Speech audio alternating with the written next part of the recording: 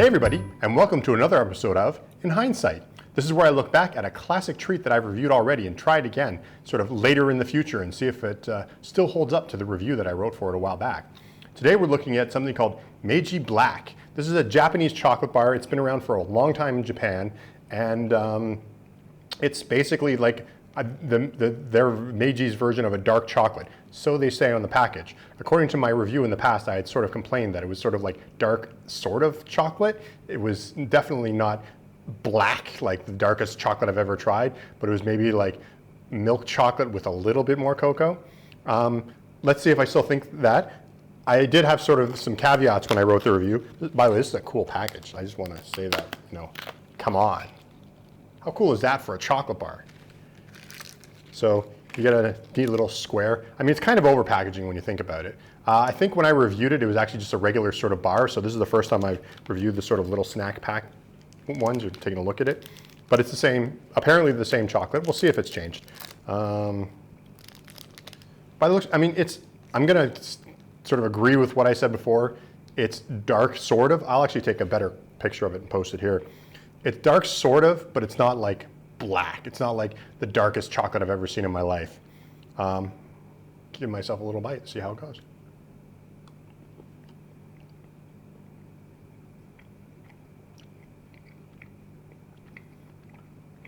It feels kind of waxy. It's not even really bitter. It's got like, it just wants to be bitter, but it's just not. It's just got more sugar. It's more sweet than bitter. Like maybe a tiny bit. At this point, I don't even know if this is the darkest chocolate you can get in Japan. Since writing the review, in the review I mentioned that Asia is sort of, at the time, wasn't really big on chocolate. That's changed a little bit. You're finding more and more chocolate in Asia, and bitter chocolate's quite popular. So, I've tried a few sort of bitter versions of candy bars, including a bitter Snickers bar I remember trying that was really sort of fascinating.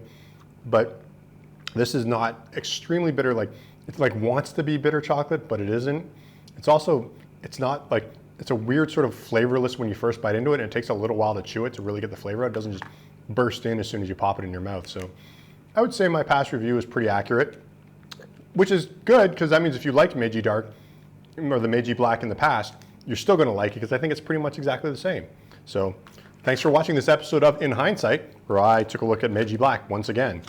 You can follow me on Twitter @CandyCritic, or go to candycritic.org and find links to all of my other social media, including Instagram, Patreon, all that kind of fun stuff.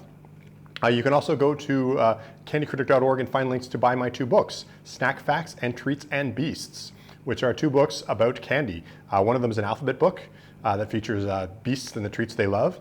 The other one is a comic book that talks a little bit about the history of some popular snacks and everything like that, sort of done it in a fun narrative way with your host, Sir Francis Sweetums, and his compatriot, Barbara. So thanks for watching, and we'll see you next time. Bye.